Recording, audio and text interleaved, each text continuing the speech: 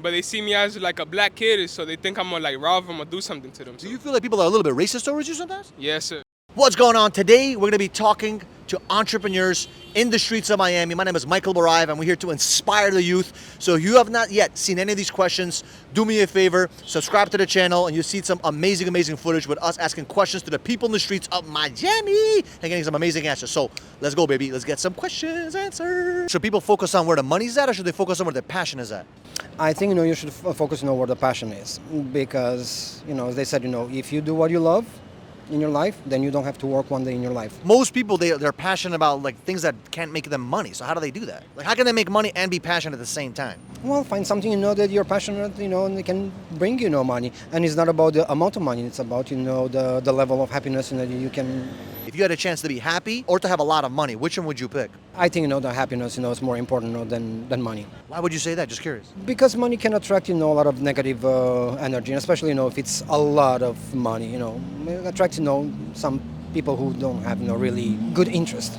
So is it harder to make money these days or easier in your opinion? I think it's more challenging, man. Why is that? Because of the competitive ambience that there is, man. So as a banker, what do you usually see that's very competitive in the marketplace? Knowledge, man. Just keep on learning. That's the main competitiveness. So let me ask you this. In 2008, the banking industry was going through a crisis. Where do you see the banking industry right now?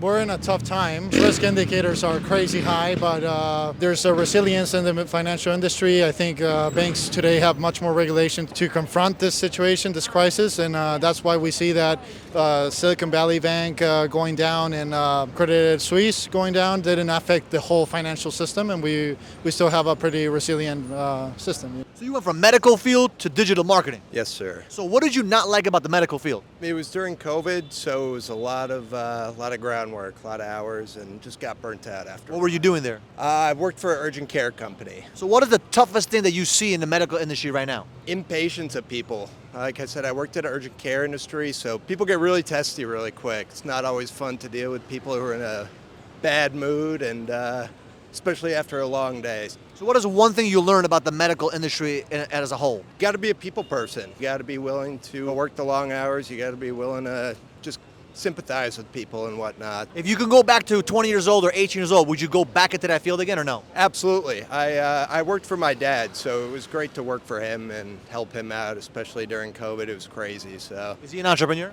Yes, sir. What's the number one thing you learned from your dad by watching him as an entrepreneur? Just keep going.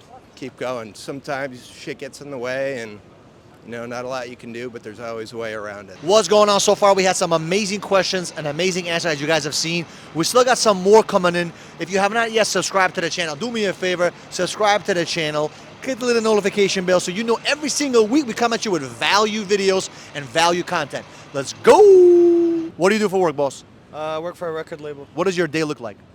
Look for artists to try and support them or take them to the next level of their career. I look for companies to invest in or to acquire. I look for artists that already have songs out that we can transfer over and help with marketing or A&R. I employ a lot of people and help them with their future and their careers. If someone that's an artist right now that's making music, why should they choose to be with a record label and why not just do it on their own? I mean, every record label is different.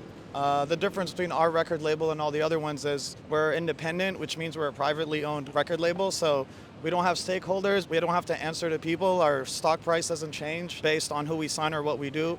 If something feels good, we just do it. It's not micromanaged. People kind of do whatever they want to do in order to get the job done. Everyone wears a lot of different hats.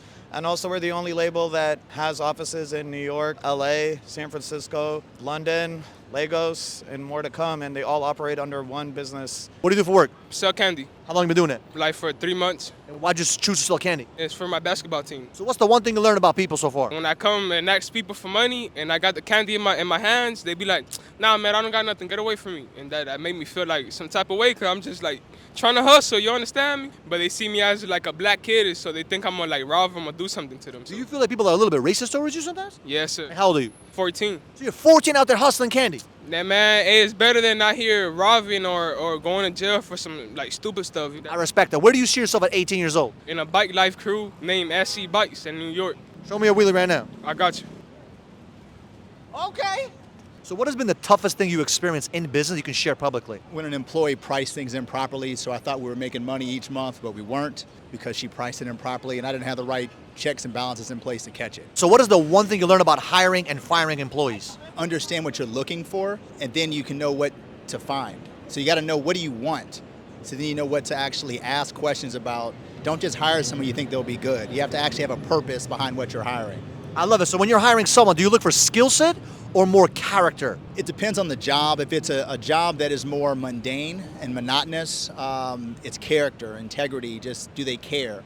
If it's a job where it requires salesmanship and some talent and some ability, you have to hire for talent. But character and integrity is number one. You can teach everything else. If you can choose to be happy, but you're not making a lot of money, or make a lot of money and you may not be happy, which one would you choose? And be honest. That's a tough one. I'm going to counter you. I think life's a little more dynamic than that. You know what I mean? I think you can see a lot of successful people that have, organized their lives, value-based, that's, happy, successful, it's got everything. I think if you're working just to make money, I think it'll be a lot harder. If you don't have the happiness at the end of the sight, I think it's a little pointless. If you only had to choose one, which one would it be? I haven't been super rich and I've never been super miserable. So I think I'd rather be happy. I love it. So let me ask you a question. In your opinion, what does it mean to be happy? Because a lot of people say, I'm happy, or I'm unhappy, or I'm not having a good day. So what is happiness to you? Providing for your family, generations.